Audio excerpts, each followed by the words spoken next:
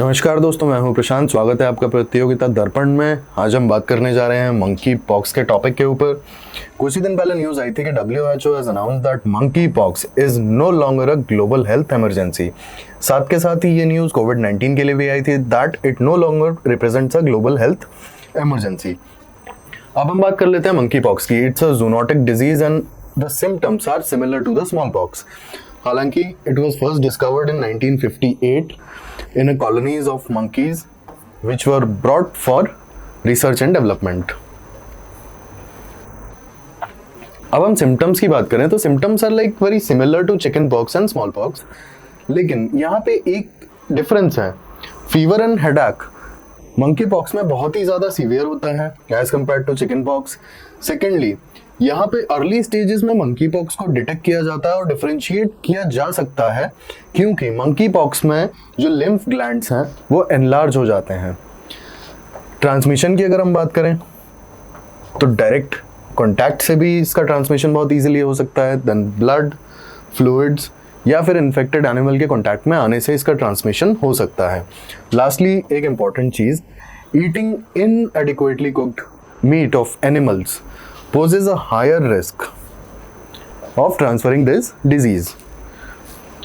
Treatment की अगर हम बात करें मंकी पॉक्स की तो सपोर्टिव केयर यहाँ पे बहुत इंपॉर्टेंट है और वही प्रोवाइड की जाती है। सपोर्टिव केयर का बेसिक मतलब सिर्फ और सिर्फ दवाई और डोजेज और वो कोर्स नहीं होता है।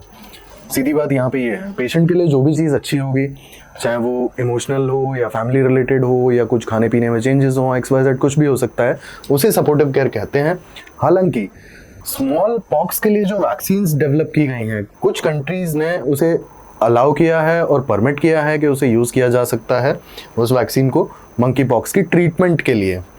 अब यहाँ पे चैलेंजेस की हम बात कर लेते हैं।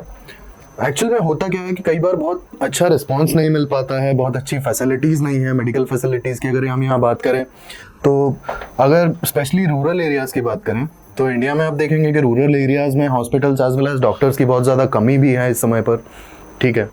और दूसरा कि बहुत ईजीली मेडिसिन वगैरह भी अवेलेबल नहीं हो पाती हैं। और कई बार ये होता है कि रूरल एरियाज़ में अगर आप देखेंगे तो लोगों को पता ही नहीं चल पाता है कि उन्हें कौन सी बीमारी है, तब तक बहुत लेट हो जाता है। शायद टाइमली अगर किसी चीज़ का ट्रीटमेंट या फिर सपोर्टिव केयर मिलना शुरू हो जाए तो उसे आराम से क्योर किया जा सकता है टाइमली। तो ये सबसे इम्पॉर्टेंट चीज़ है, एक रोबस्ट और प्रोएक्टिव रिस्पॉन्स। सेकेंडली, अगर हम बात करें access to test, vaccines and treatment, जिन लोगों को ज़रूरत है उनके लिए ये एक्सेस बहुत इंपॉर्टेंट हो जाता है, क्योंकि जैसा हमने लास्ट स्लाइड में डिस्कस किया था, कांटेक्ट में आने से भी ये बीमारी फैल जाती है।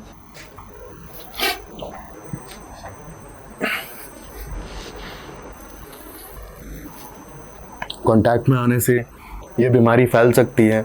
तो जब फैल सकती है तो सीधी बात है कि अगर टाइमली पता ही नहीं पड़ा, टाइमली ट्रीटमेंट शुरू नहीं हुआ, तो काफ़ी लोग इन्फेक्ट हो सकते हैं जिस बंदे को ऑलरेडी है ये उससे। तो ये एक बहुत बड़ा कंसर्न है।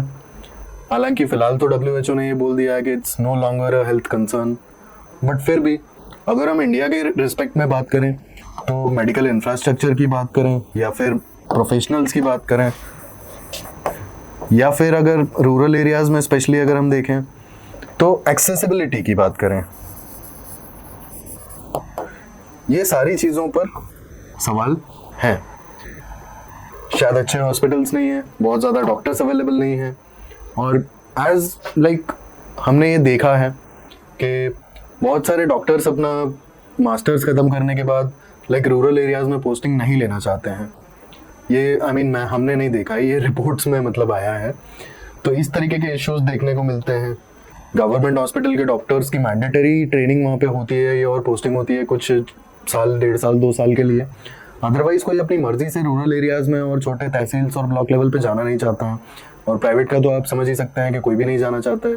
Private is all about like business. Then accessibility की अगर हम बात करें तो बहुत ही डिस्ट्रीब्यूटेड सा लाइक पॉपुलेशन का जो डिस्ट्रीब्यूशन है बहुत ही दूर दूर है। और कई बार क्या होता है कि मेडिकल फैसिलिटीज़ अगर हम रूरल एरिया में भी बात कर रहे हैं ना, तो एक बहुत छोटे से तहसील या फिर एक ब्लॉक लेवल पे ही कॉन्सेंट्रेटेड होती हैं। तो अब जो बंदा कहीं आसपास के विलेज में रहता है जो 20, 30, 50 किलोमीटर दूर है नियरेस्ट हॉस्पिटल उसके, तो एक्सेसिबिलिटी उसके लिए बहुत बड़ा इशू हो जाता है। तो ये सारे हमने कंसर्न्स की भी बात कर ली यहाँ पे। ऐसे ही इन्फॉर्मेटिव वीडियोज़ के लिए हमारे साथ जुड़े रहिए। Thanks for watching.